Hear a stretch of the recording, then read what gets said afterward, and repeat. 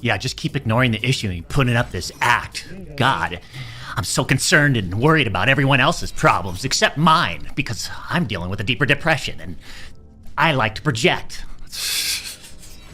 Oh, champs. So glad you're back. Hey, I appreciate it, Shane.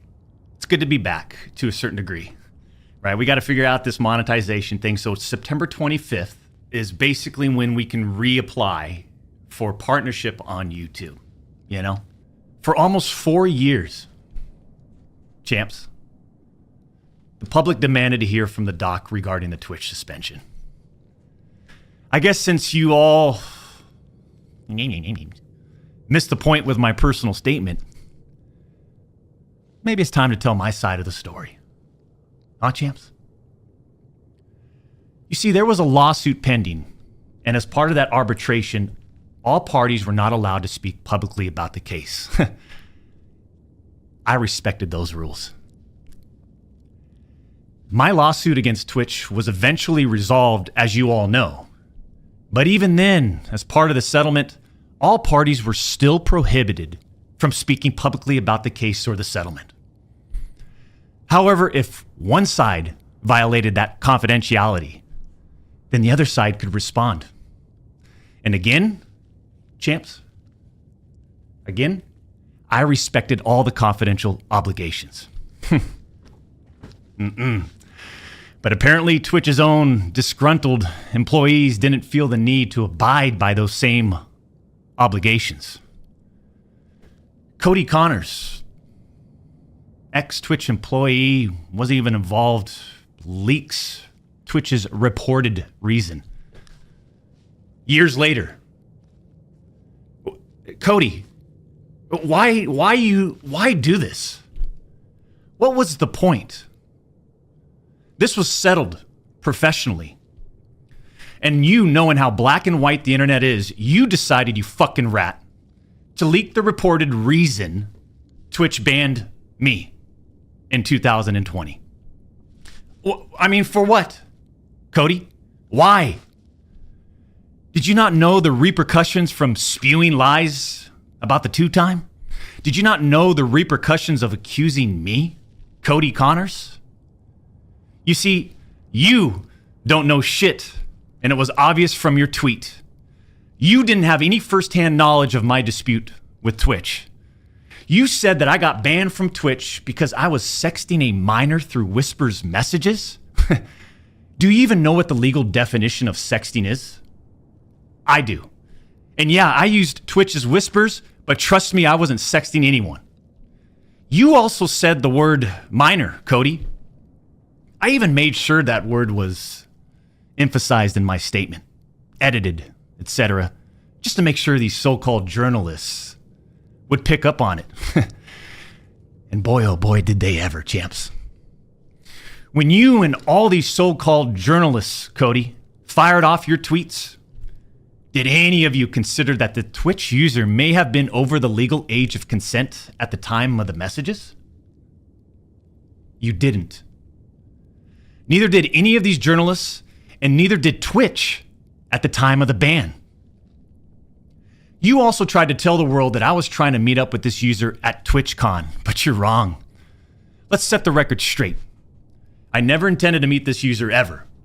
We never made plans to meet at TwitchCon or anywhere else, and in fact, we never met in person ever. Your bullshit accusations gave false courage to other former Twitch employees to make shit up as well. I suspect all of you sort of planned and coordinated this attack. These big-time publications, these journalists, these various outlets are sort of just gossip channels now. Don't you think, champs? They act like they're just gossip channels now, without any real journalism and real research happening.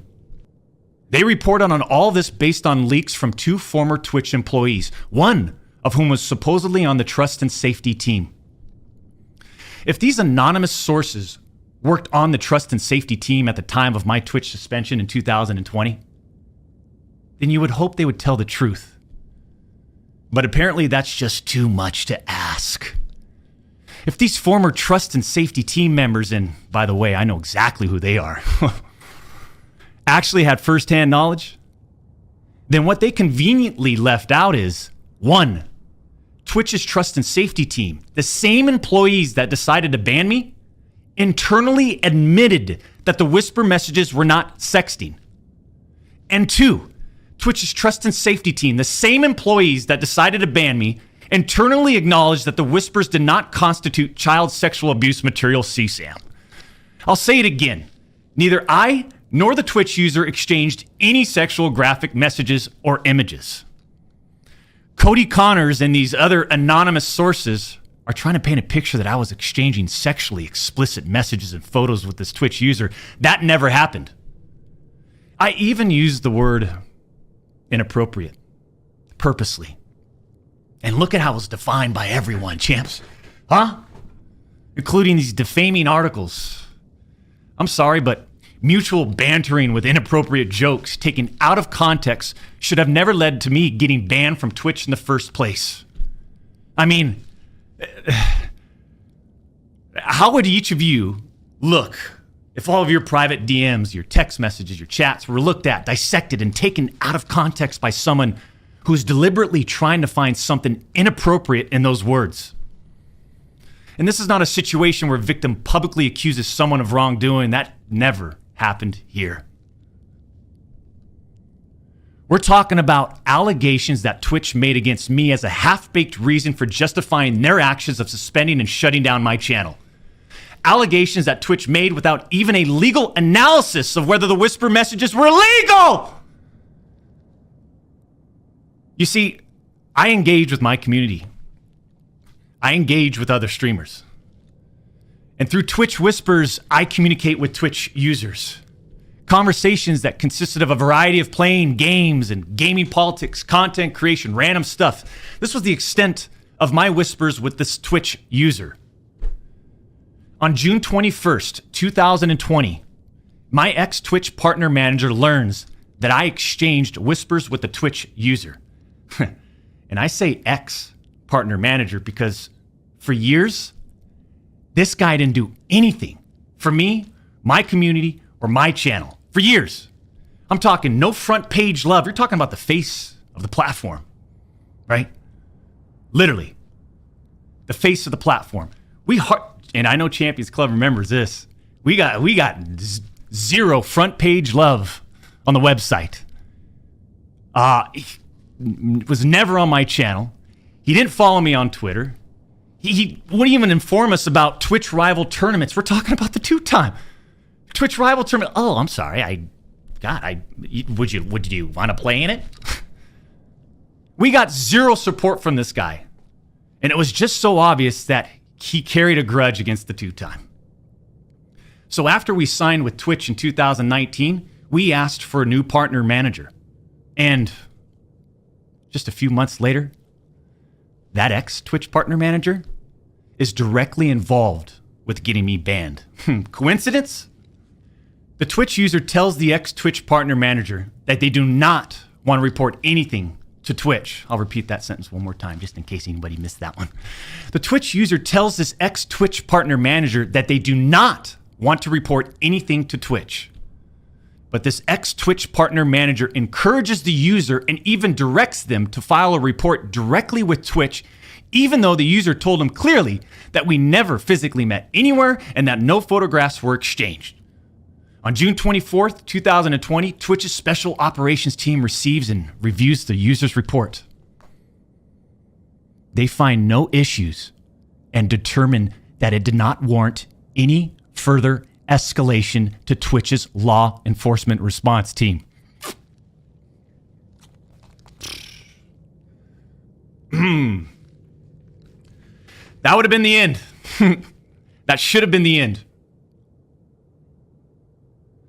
But that partner manager, oh boy, did he had it out. He had it out for the 2-time. He finds out that no further action will be taken, so what does he do? He personally escalates the report to a friend on the Twitch's LER team. The LER team, remember, that's the Twitch's law enforcement response team.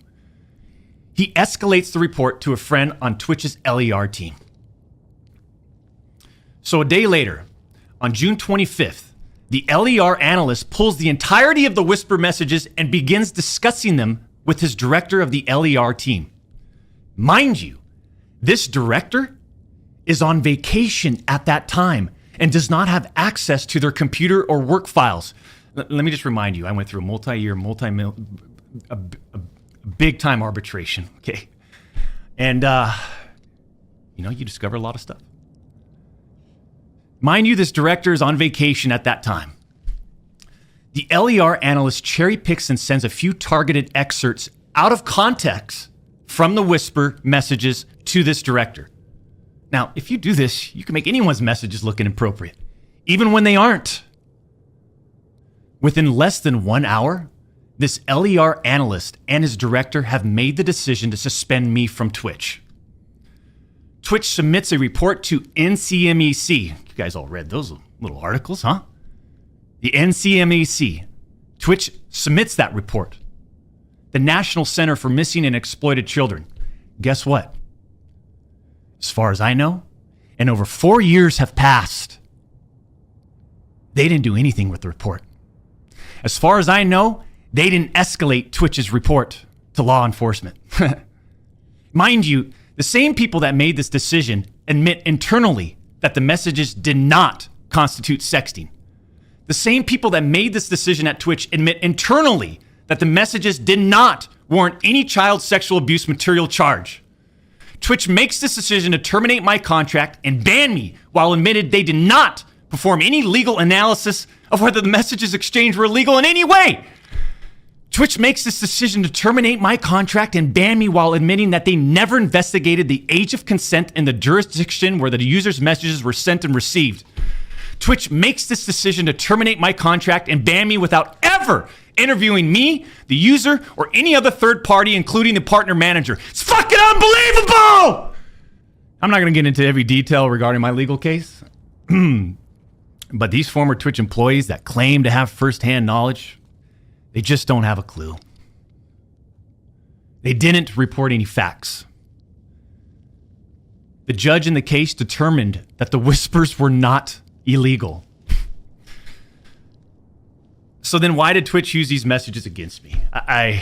Why did Twitch treat the doc so differently from their other streamers? I mean, outside of the obvious. I mean, just take a look at me. Right? Unfiltered. The realest motherfucker in this industry.